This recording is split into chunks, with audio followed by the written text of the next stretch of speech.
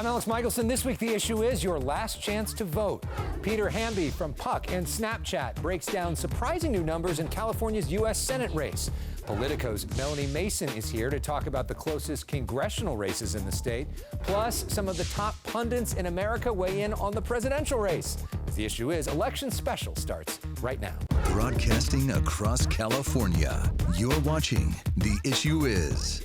Welcome to The Issue Is. We have brought in the big gun for this final show before voting officially ends in California's primary on Tuesday night. Peter Hamby is back. He has covered campaigns for years across the country. He is the host of Puck's fantastic podcast, The Powers That Be, delving into politics, media, and more. He's also the host of Snapchat's Good Luck America, where he talks to an entirely different demographic than he does on Puck. Welcome back to The Issue Is. Good to see you. Good to see you. Thanks for showing my immense bookshelf there behind me. I love a good bookshelf. So let's start with the U.S. Senate race, which has always been the biggest race around. And the big story of the last few weeks has been Democratic Congressman Adam Schiff and his spending of over $11 million on ads to lift up Republican Steve Garvey in his campaign for U.S. Senate. Garvey hasn't had any money to spend, so Schiff's done it all for him. Over 60% of Schiff's spend has been talking about Garvey, hoping to lift him into second place in the top two race when the top two advance, regardless of party. And that seems to be working. Look at the latest Berkeley IGS poll, which is respected as probably the best poll in the state. It shows Garvey now at 27%, Schiff at 25%. That's a statistical tie. Democratic Congresswoman Katie Porter back at 19%. And it's interesting also what the poll's saying about who is voting in this race. Mm-hmm.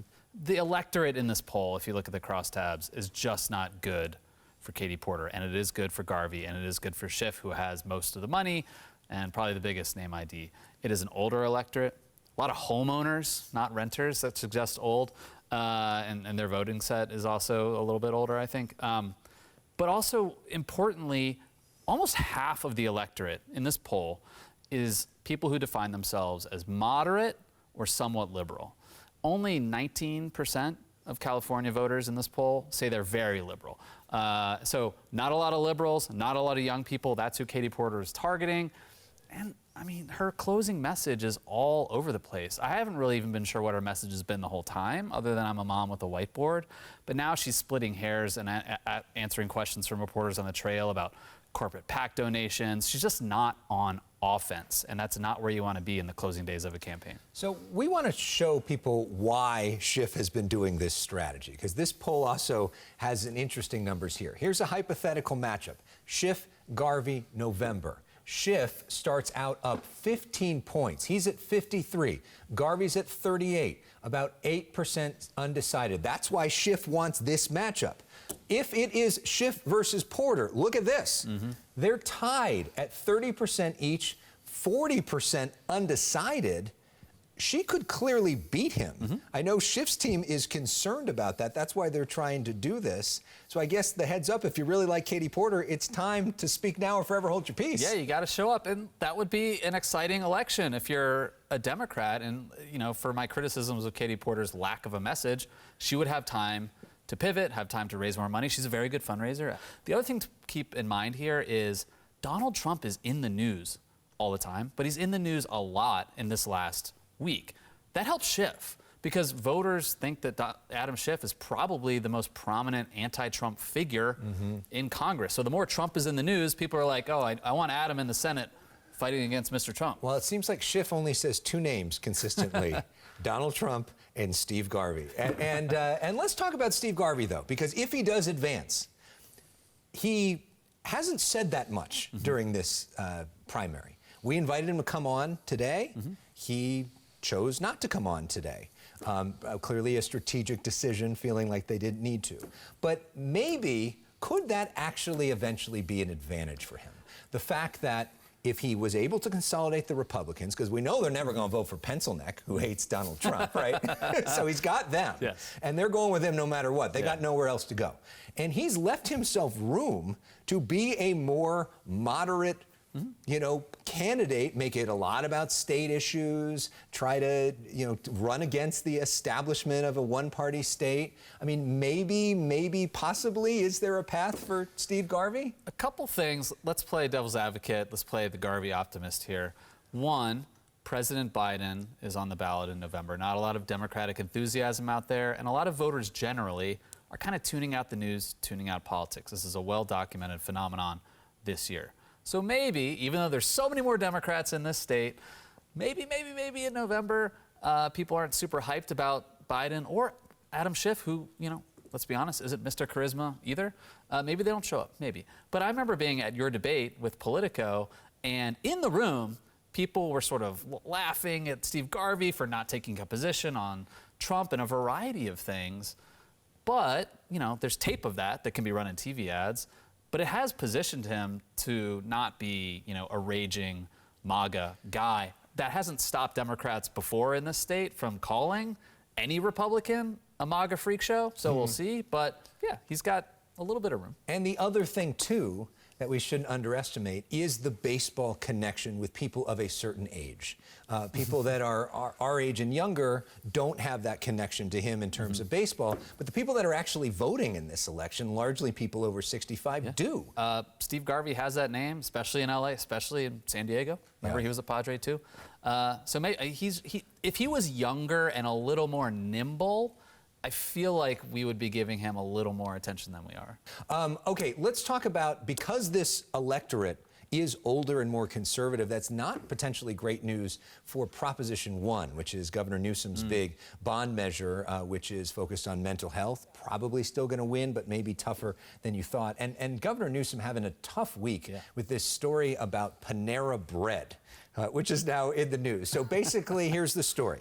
The Governor Newsom signed this bill, which we see here, for a $20 minimum wage for fast food workers. There was a carve-out in that bill that said if you make bread at your restaurant and sell it, you don't have to do that.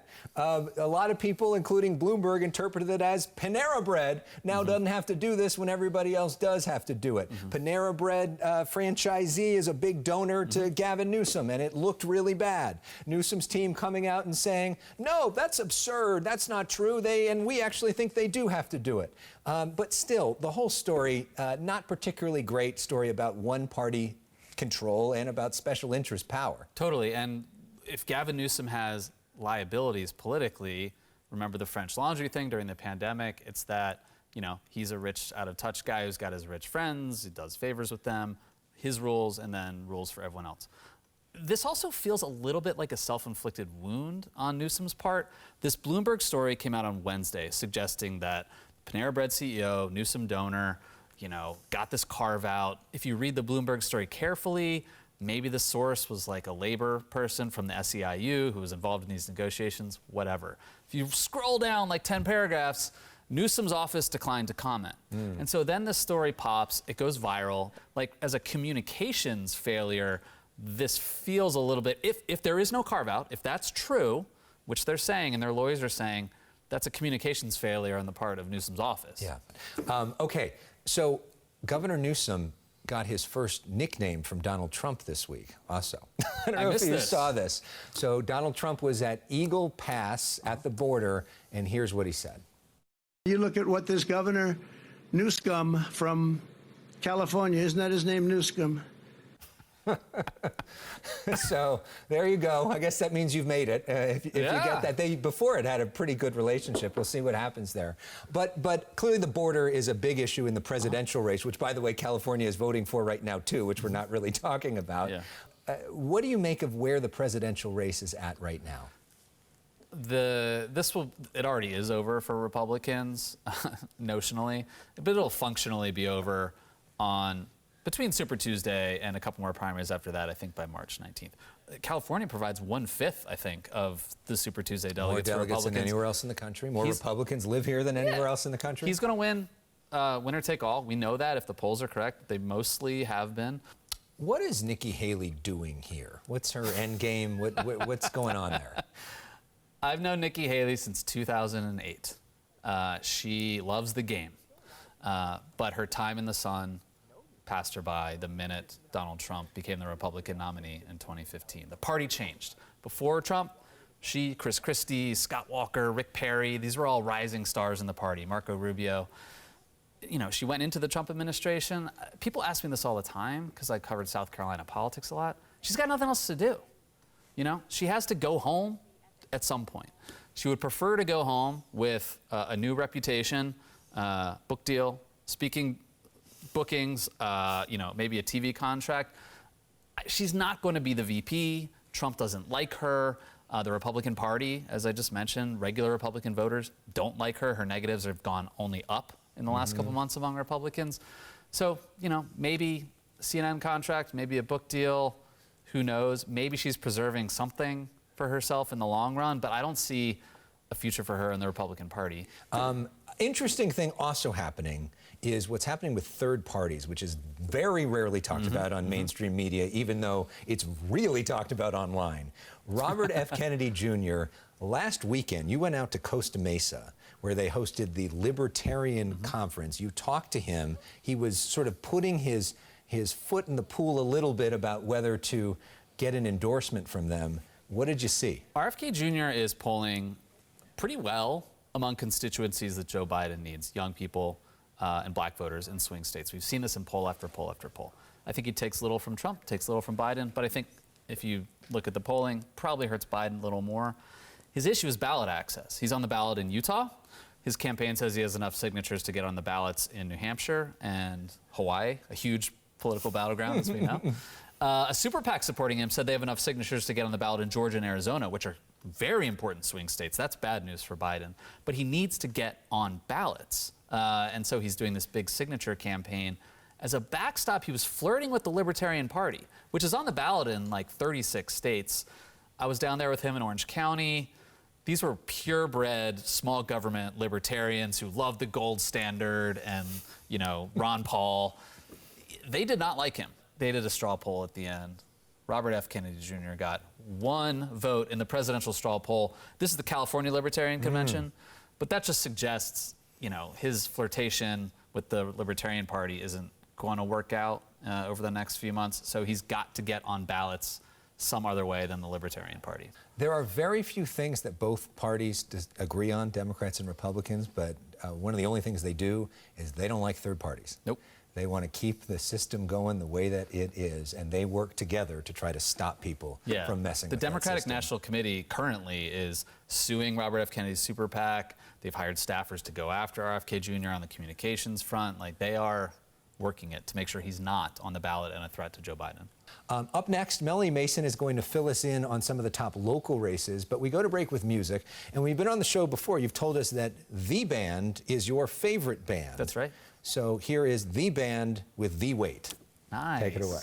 Take a load off Leave on. Fanny. Take a load for free. Yes. Thank you. Take a load off Fanny. This is so your vibe. From the South, man. Put the load right on me. Thanks for being here, everybody. I'm Elex Michaelson from Fox 11 Los Angeles. And I'm Melanie Mason with Politico. For me, one of the highlights of covering the primary election was co-moderating California's first U.S. Senate debate alongside Politico's Melanie Mason. And for our last episode before the primary, Melanie Mason is back with us. Just as much pressure. Is that great to see you? Welcome back to The Issue Is. Thrilled to be here. Thank you. So what I hope we can do with this segment is basically walk you through some of the biggest races on the ballot as you are deciding and try to answer a lot of those questions that people text me and call me with. So let's start, Melanie, though, with the U.S. Senate race. Laphonza Butler was appointed to fill Dianne Feinstein's seat. And she's only filling it till November, because that's as far as they could do this legally without calling a special election. So somebody's going to potentially be in that job for a few months. But people can vote twice, right? Right. You'll see the same candidates on the ballot for those 2 slots. And essentially, yes, you're voting for who is going to serve from November to January of 2025, and then who actually serves the full 6-year term, really is the full successor to the late Senator Dianne Feinstein. And wouldn't it be something if it was 2 different people? It's happened. There's been precedent in Sacramento. I've seen it happen. So yeah, and remember, in California, the top 2 advance regardless of party. which is why you're able to see some of these shenanigans on both sides. Okay, let's talk about some of the other races that are happening, congressional races. The one that I think most state political reporters are looking at the closest is California 22. This is 22nd District. David Valadao is in that race. He is the Republican incumbent. Remember, he voted to impeach Donald Trump. So has a MAGA challenger named Chris Mathis, who is running. There are also two Democrats running, Rudy Salas and Melissa Hurtado. And the question is either one of those Democrats going to make it in this top two? Because things are complicated sometimes with the top two system. It's definitely the Democrats that are feeling the most nervous. They have this candidate, Rudy Salas, who the establishment has coalesced around. He ran in 22 against Valadao. The DCCC endorsed him, which they don't typically do in primaries, and sort of said, that's our guy. But you do have this state senator, Melissa Hurtado, who's on the ballot. She hasn't raised a lot of money, but she is a somewhat known figure. And if she siphons away enough votes, if that splits the Democratic vote enough, you could very well have a situation where two Republicans advance. And that would be a huge embarrassment for Democrats because that is a targeted seat for them in November. That's a seat they think they can flip. And if they lose that opportunity entirely, that has national implications. Let's talk about another interesting race that's happening, which is the race to replace Katie Porter in the House. Because she's running for the Senate, she can't run for the House. Even if she loses on March 5th, she can't go back and run for the House. And so here's a look at some of the people that are running. There is Scott Baugh, who is a Republican who almost beat her last time around. There's Democrats Dave Min, Democrat Joanna Weiss, and Republican Max Ukrapina. And this has gotten really nasty and really expensive on the Democratic side. This is a seat that Democrats feel very nervous about because Katie Porter, who is a very formidable candidate, she only won that seat by 3 percentage points last cycle, and that's when she had a huge fundraising advantage over Scott Baugh, who was running again as a Republican. So the fact that she is now running for Senate, there are these two Democrats that are running in their place. Dave Min, State Senator Dave Min, really had kind of most of the Democratic establishment behind him, but then he got a DUI last spring. And what that has really done is change the nature of the race. You saw Joanna Weiss, who's a first-time candidate, a Democratic activist, get in to challenge him and argue that Democrats cannot afford to lose this seat. It's too risky to nominate somebody that has this arrest record. And what we've seen is just this like full-on mudslinging fest between these two candidates. And millions of dollars, including millions of dollars from outside money from AIPAC in this race against Dave Min. So it's kind of unclear who is going to win that race. By the way, if you want more information on all of that, I hosted a debate for that race. We had all the candidates for the 47th district come in. You can check out my YouTube page, youtube.com/Elex Michaelson, for more detailed analysis and interviews with a lot of those folks. All right, we have gone through so much together through this process. We want to have a little bit of fun and get to know you a little bit better. You know, you've seen our personal issues game on this show before, but now that you're in the hot seat, we get to play it with you, okay? Okay. So you ready? What is your favorite TV show? 30 Rock. Go-to karaoke song? Don't Stop Me Now by Queen. Ooh. What's your favorite book? Oh my gosh, The Things They Carried by Tim O'Brien. Who is your favorite sports team? Oh, it's the Dodgers. And who is your favorite Dodger? Don't say Steve Garvey, because that's not fair right now. Freddie Freeman. Gotta say Freddie. Who is your all-time favorite musical artist? Well, it's the Queen. It's Beyonce. And what is it about Beyonce you love so much? What do you not love about Beyonce? She just, you know, she does it all, and we're all grateful to be living in this Beyonce era. I know your love for her, so we have it ready. What is the #1 song in America right now, according to Billboard? It's Texas Hold'em.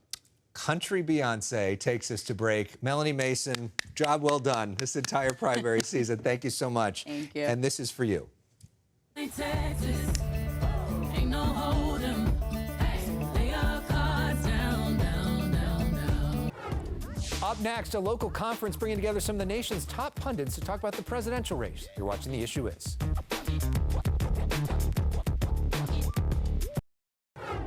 Who do you think would be most effective for Donald Trump to pick as VP? Recently, I was honored to co-moderate USC's Warshaw Conference on Practical Politics, bringing together experts on both sides of the aisle to discuss the stakes in the 2024 race. Do you want to go back to the chaos and disruption and division and insurrections? Or do you want to continue on the path to build back America better? When you go and fill up your gas tank, is it costing you more than it did 4 years ago? When you're going and buying your groceries, is it costing you more than it did 4 years ago? And for a lot of people, it has become increasingly difficult to live under a Biden economy. Democrats and Republicans alike said this is going to be a very close race, decided by 77,000 votes in a few states in 2016 and 44,000 votes in a few states in 2020. For most voters, they will be torn between their doubts about Donald Trump's character, which are huge, those concerns, and their doubts about Joe Biden's ability to do the job. It's a values election. People are less voting about their preference and, well, so-and-so governed well or governed poorly, or it's more about your contempt for the opposition or your fear of the opposition. Some really smart, cool people there. You can watch our full panel discussion at youtube.com/Elex Michaelson. And you can listen to extended conversations with all our guests, including many of the candidates on your ballot right now. Just search for The Issue Is wherever you stream. We'll be right back. So, this is it. The time to cast your ballot. Decisions are made by those who show up. And if you don't show up, your decision will be made by somebody else.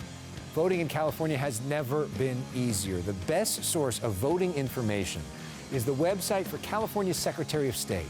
Go to sos.ca.gov/elections. Now you'll find voting guides, and you can input your zip code and find polling places near you. You can vote by traditional mail, drop off your ballot in a ballot drop-off, or head to a voting center near your house. Those voting centers are open now throughout the state. They're open all weekend and will close on Tuesday at 8 p.m. Go vote! And join us next week as we break down who you voted for. Thanks for watching The Issue Is.